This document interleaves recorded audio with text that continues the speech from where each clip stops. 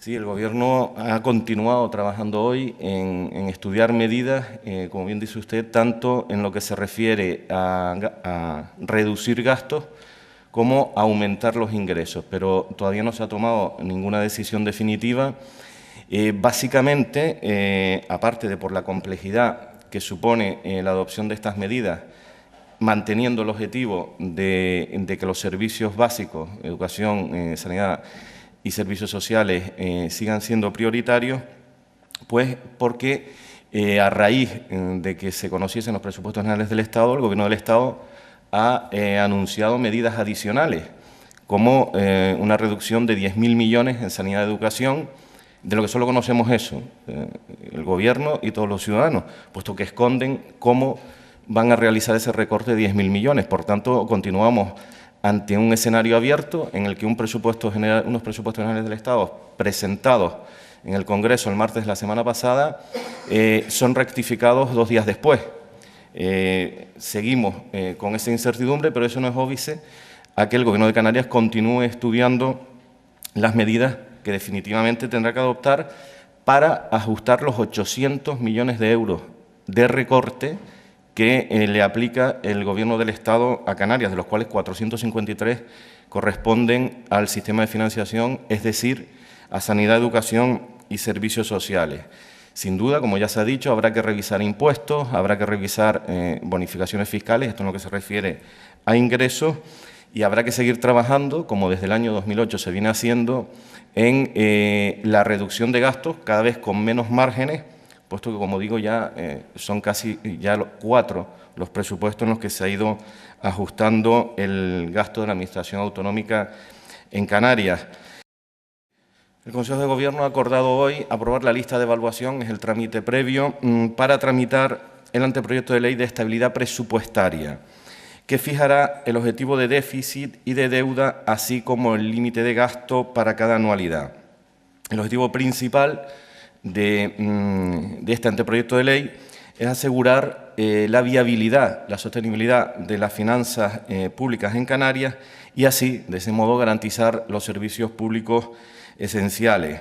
Se establece en este anteproyecto de ley la obligación por parte de la Consejería de Economía, Hacienda y Seguridad de realizar un seguimiento continuo de los datos de ejecución presupuestaria, de tal manera que se pueda ajustar progresivamente, es decir, a tiempo casi real, el gasto público a los principios de estabilidad y, en cualquier caso, tomar las medidas necesarias si hubiera un riesgo de incumplimiento.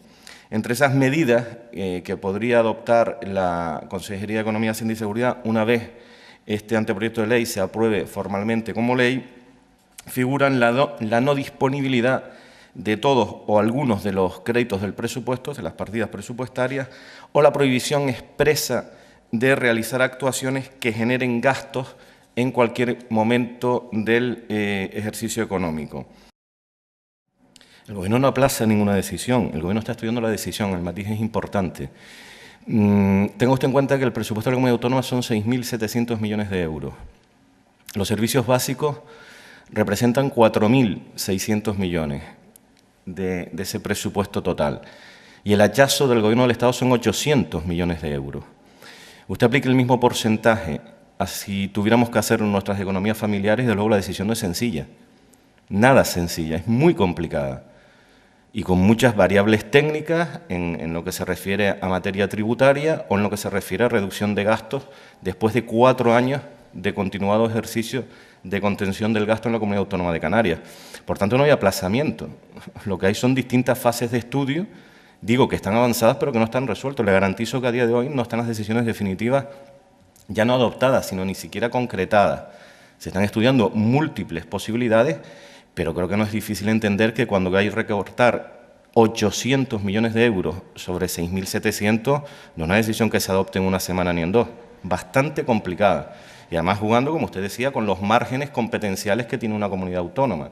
Por tanto, no es nada sencillo, no se ha aplazado nada, se sigue estudiando y, como le comentaba a su compañero, con la vocación de decidirlo cuanto antes, pero por el propio interés en cuadrar las cuentas autonómicas después de lo que ha ocurrido con los presupuestos generales del Estado.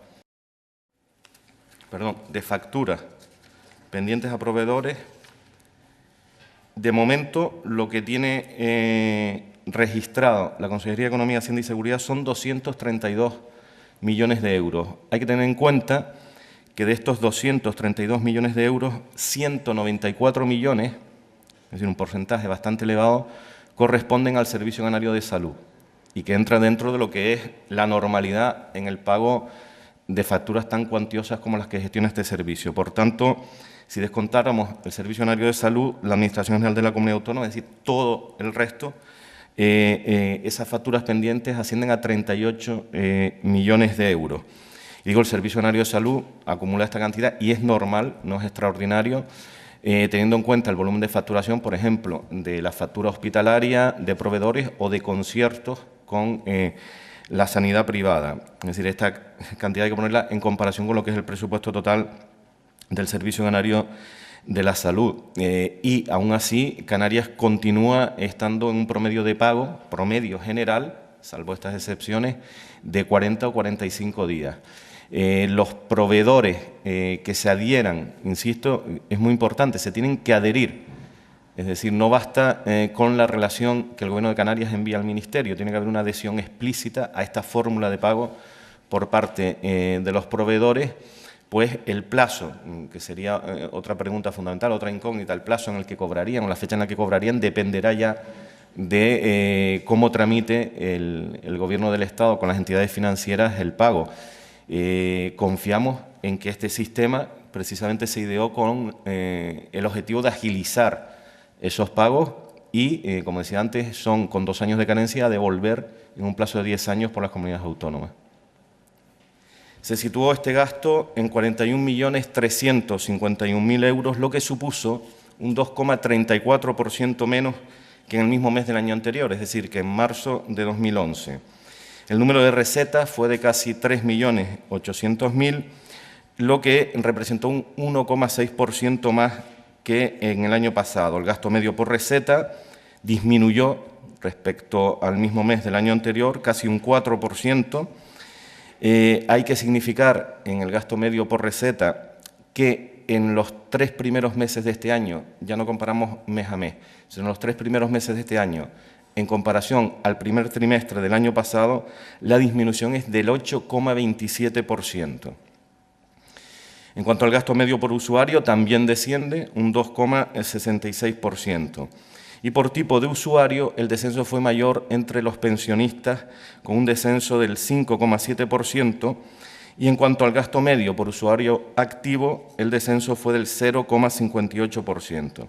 En conclusión, la principal conclusión de todas estas cifras es que, pese a que en el mes de marzo ha habido mayor número de recetas, un 1,6%, mayor número de usuarios, 0,33%, a día de hoy es 1.971.000 usuarios del Servicio Canario de Salud en cuanto al gasto farmacéutico, pues pese a haber más recetas y más usuarios, el gasto desciende un 2,34%.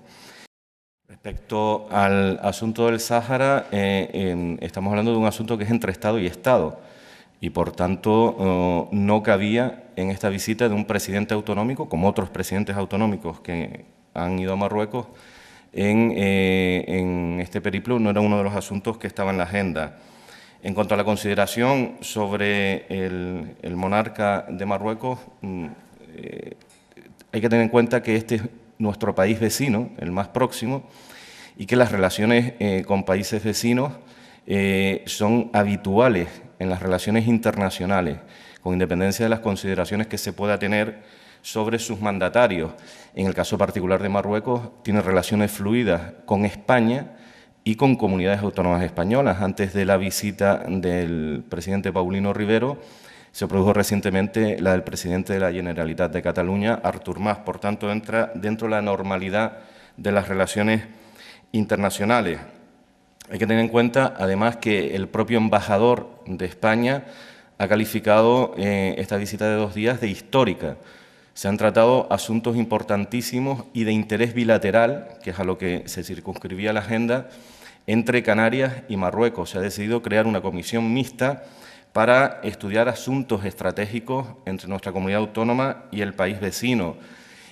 Particularmente importante ha sido el avance en cuanto a la mejora de la conectividad entre Canarias y Marruecos y el desarrollo de proyectos de cooperación que son finalistas, cofinanciados por la Unión Europea, en los que Canarias puede desarrollar un papel muy importante, sobre todo en la situación de crisis en la que estamos y en la cual una de las salidas a las empresas canarias, a las numerosísimas empresas canarias que ya están implantadas en Marruecos y a las que están interesadas, es la internacionalización de nuestra economía.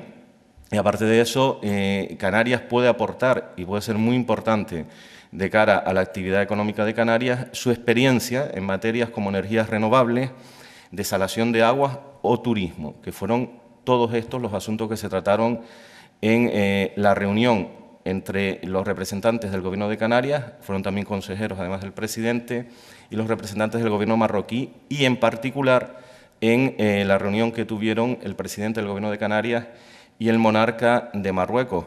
Además, también sirvió la visita para desmontar una de las principales, si no la principal línea propagandística de Repsol y del Gobierno de España respecto a las prospecciones petrolíferas, y es que en Marruecos no se ha hallado nada de petróleo.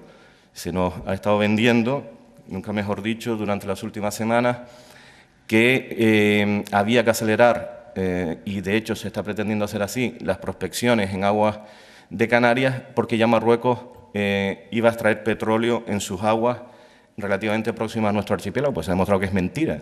Ha sido una gran mentira, la gran excusa para agilizar las prospecciones en Canarias. Por tanto, son múltiples los asuntos que estaban en la agenda y todos de importancia para el interés general de nuestra comunidad autónoma. Hay que decir también que en ese viaje fue una importante representación de empresarios canarios y que han valorado, de igual manera que hizo el embajador, como histórica esta cita bilateral. Y por último, el Gobierno ha aprobado la distribución del Fondo Canario de Financiación Municipal correspondiente al año 2012. Se ha autorizado el gasto para este año por un importe de 206.500.000 euros aproximadamente.